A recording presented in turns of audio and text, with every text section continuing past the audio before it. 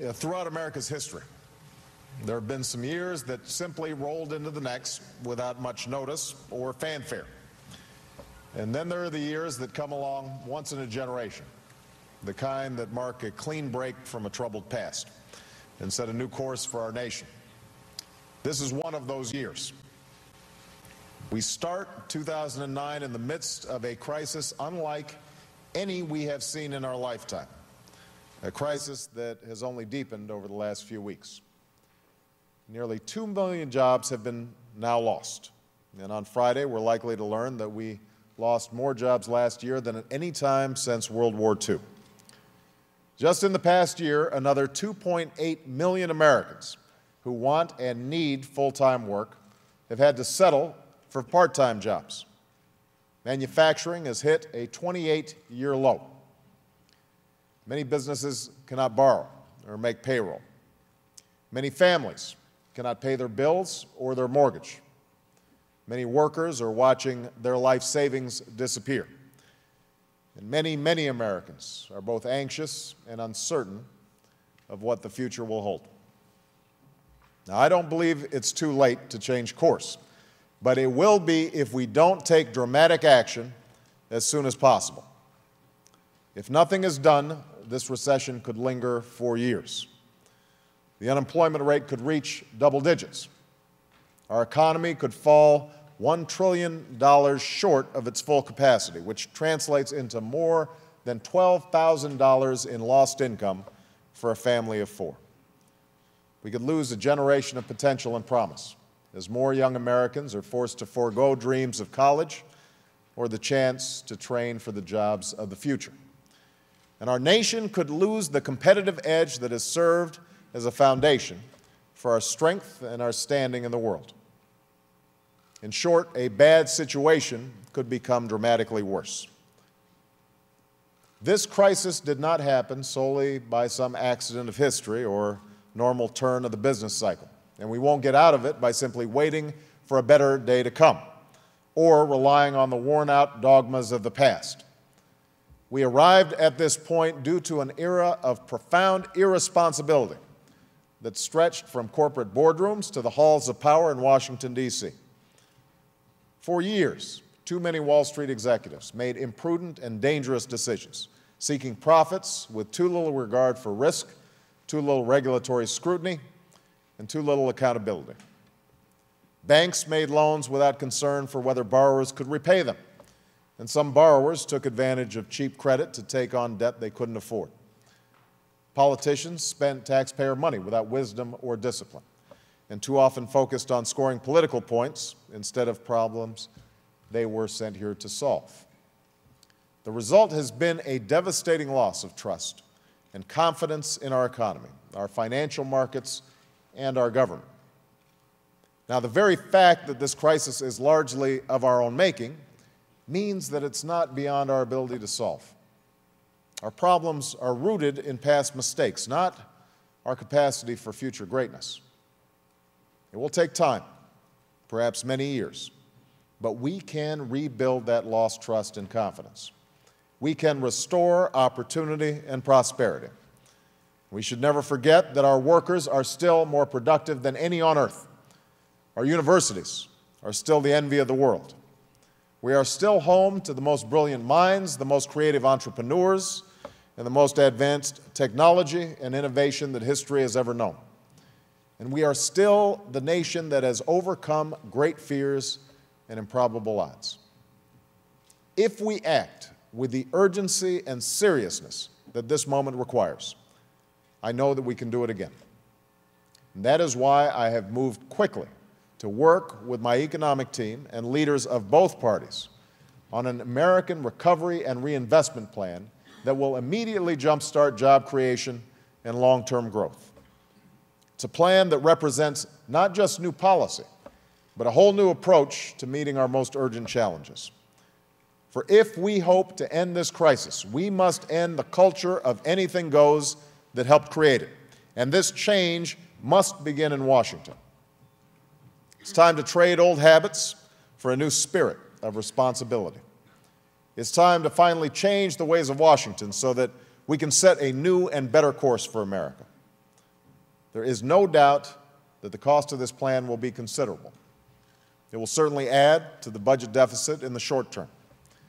But equally certain are the consequences of doing too little or nothing at all, for that will lead to an even greater deficit of jobs, incomes, and confidence in our economy. It is true that we cannot depend on government alone to create jobs or long-term growth. But at this particular moment, only government can provide the short-term boost necessary to lift us from a recession this deep and severe. Only government can break the cycle that are crippling our economy, where a lack of spending leads to lost jobs, which leads to even less spending, where an inability to lend and borrow stops growth and leads to even less credit. That's why we need to act boldly and act now to reverse these cycles. That's why we need to put money in the pockets of the American people, create new jobs, and invest in our future. That's why we need to restart the flow of credit and restore the rules of the road that will ensure a crisis like this never happens again. And this plan must begin today. A plan I am confident will save or create at least 3 million jobs over the next few years. It's not just another public works program. It's a plan that recognizes both the paradox and promise of this moment. The fact that there are millions of Americans trying to find work, even as all around the country there's so much work to be done. And that's why we'll invest in priorities like energy and education, healthcare, and a new infrastructure that are necessary to keep us strong and competitive in the 21st century. That's why the overwhelming majority of the jobs created will be in the private sector, while our plan will save the public sector jobs of teachers, police officers, firefighters, and others who provide vital services. To finally spark the creation of a clean energy economy, we will double the production of alternative energy in the next 3 years. We will modernize more than 75% of federal buildings and improve the energy efficiency of 2 million American homes, saving consumers and taxpayers billions on our energy bills. In the process, we will put Americans to work in new jobs that pay well and can't be outsourced. Jobs building solar panels and wind turbines, constructing fuel-efficient cars and buildings, and developing the new energy technologies that will lead to even more jobs, more savings, and a cleaner, safer planet in the bargain. To improve the quality of our health care while lowering its costs, we will make the immediate investments necessary to ensure that within 5 years, all of America's medical records are computerized. This will cut waste, eliminate red tape, and reduce the need to repeat expensive medical tests.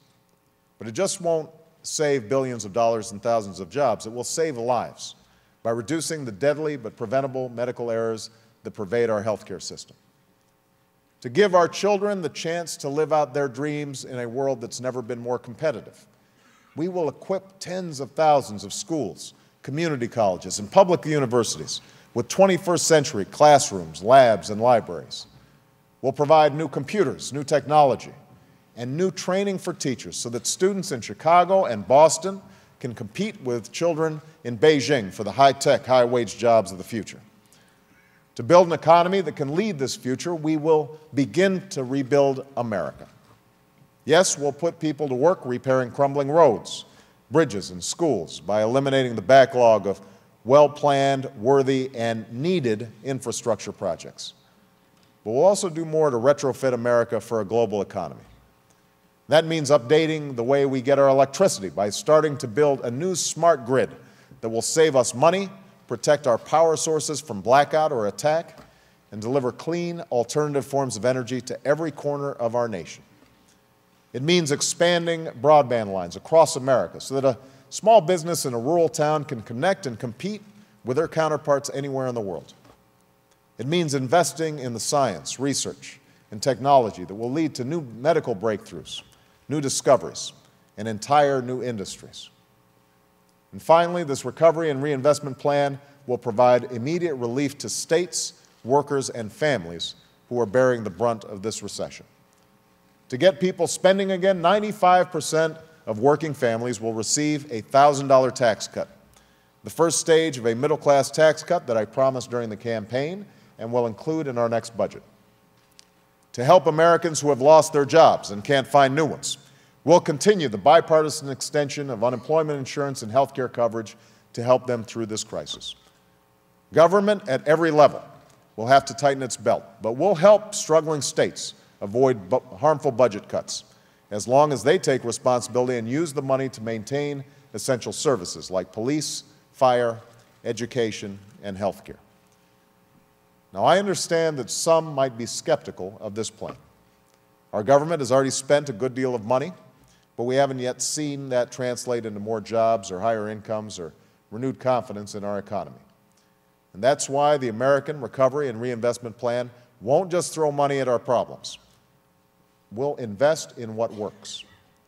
The true test of policies we'll pursue won't be whether they're Democratic or Republican ideas, whether they're conservative or liberal ideas, but whether they create jobs, grow our economy, and put the American dream within the reach of the American people.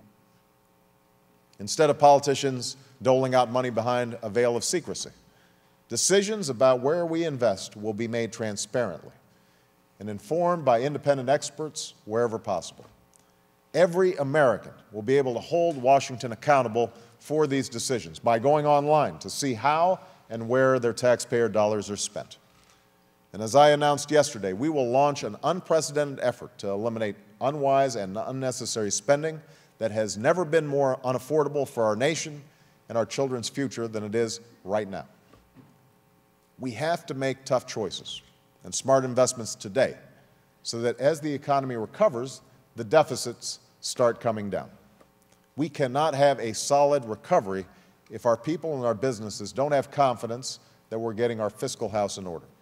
And that's why our goal is not to create a slew of new government programs, but a foundation for long-term economic growth. That also means an economic recovery plan that is free from earmarks and pet projects. I understand that every member of Congress has ideas about how to spend money, and many of these projects are worthy. They benefit local communities. But this emergency legislation must not be the vehicle for those aspirations. This must be a time when leaders in both parties put the urgent needs of our nation above our own narrow interests. Now, this recovery plan alone will not solve all the problems that led us into this crisis. We must also work with the same sense of urgency to stabilize and repair the financial system we all depend on. That means using our full arsenal of tools to get credit flowing again to families and businesses while restoring confidence in our markets. It means launching a sweeping effort to address the foreclosure crisis so that we can keep responsible families in their homes. It means preventing the catastrophic failure of financial institutions whose collapse could endanger the entire economy, but only with maximum protections for taxpayers and a clear understanding that government support for any company is an extraordinary action that must come with significant restrictions on the firms that receive support. And it means reforming a weak and outdated regulatory system so that we can better withstand financial shocks and better protect consumers, investors, and businesses from the reckless greed and risk-taking that must never endanger our prosperity again. No longer can we allow Wall Street wrongdoers to slip through regulatory cracks. No longer can we allow special interests to put their thumbs on the economic scales. No longer can we allow the unscrupulous lending and borrowing that leads only to destructive cycles of bubble and bust. It is time to set a new course for this economy, and that change must begin now. We should have an open and honest discussion about this recovery plan in the days ahead. But I urge Congress to move as quickly as possible on behalf of the American people.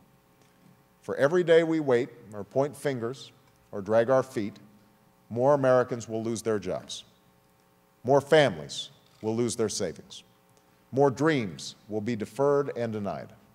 And our nation will sink deeper into a crisis that at some point we may not be able to reverse.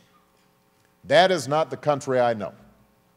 It is not a future I accept as President of the United States.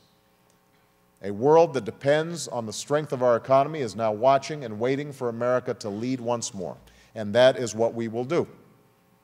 It will not come easy or happen overnight.